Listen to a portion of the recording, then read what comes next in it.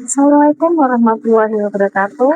Hai, kenalin aku Dewi Kemalasari dari Fakultas Hukum Universitas Muhammadiyah Surabaya. Kali ini kita akan membahas tentang konflik Palestina Israel, di mana sebagai kasus konflik hukum humaniter internasional. Konflik yang terjadi di Palestina dan Israel adalah konflik yang sangat relevan sekali untuk kita bahas sebagai hukum humaniter internasional. Oke, kita akan bahas satu persatu. Baik, mari kita bahas latar belakangnya dahulu. Jadi konflik ini terjadi berawal dari munculnya gerakan Zionisme pada abad ke-19 dipelopori oleh Theodor Herzl. Tujuannya mereka itu adalah mendirikan negara untuk bangsa Yahudi. Pada tahun 1948, Israel mendirikan negara yang memicu sengketa wilayah sampai hari ini. Dan dampak dari peperangan ini adalah timbulnya krisis kemanusiaan dan perhatian besar dari warga dunia. Konflik bersenjata ini menimbulkan banyak korban dan warga sipil, dan konflik ini menjadi sangat relevan untuk kita kaji melalui hukum humaniter internasional. Lantas bagaimana latar belakang terjadinya konflik Palestina Israel? Kemudian bagaimana pengaturan hukum humaniter internasional terhadap konflik Palestina-Israel? Kemudian bagaimana penerapan prinsip-prinsip hukum humaniter internasional dalam konflik Palestina-Israel?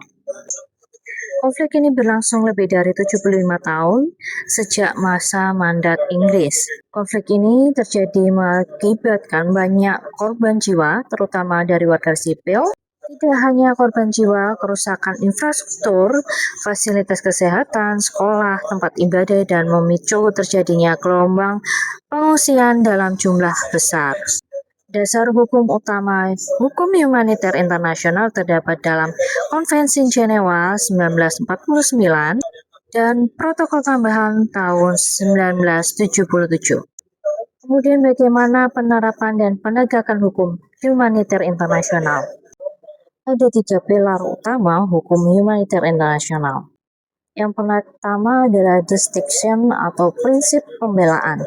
Kewajiban pihak yang bertikai untuk selalu membedakan antara pasukan musuh dan warga sipil, serta antara objek militer dan objek sipil. Seperti sekolah atau rumah sakit, serangan hanya boleh dilakukan kepada sasaran militer saja. Kemudian ada proportionality, yaitu larangan untuk melakukan serangan jika kerusakan atau korban sipil yang diperkirakan terjadi akan jatuh lebih besar daripada keuntungan militer. Ketiga, military necessity adalah prinsip kepentingan militer, aturan yang membolehkan menggunakan kekuatan kekerasan secara sah dan wajar untuk menundukkan musuh demi mencapai tujuan militer.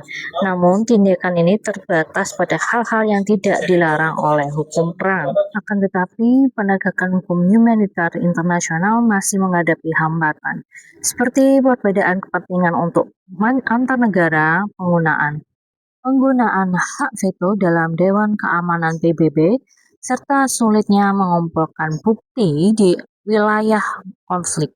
Akibatnya, berbagai dugaan pelanggaran hukum humaniter masih sering terjadi dan belum dapat diselesaikan secara efektif. Karena itu, penerapan dan penegakan hukum humaniter internasional menjadi sangat penting untuk menjamin perlindungan terhadap warga sipil serta mencegah terjadinya pelanggaran hak-hak kemanusiaan yang lebih luas. Oke, sekian dari aku. Kalau ada yang mau ditanyakan tentang hukum humaniter internasional, kalian bisa komen di kolom komentar. Dan terima kasih. Wassalamualaikum warahmatullahi wabarakatuh.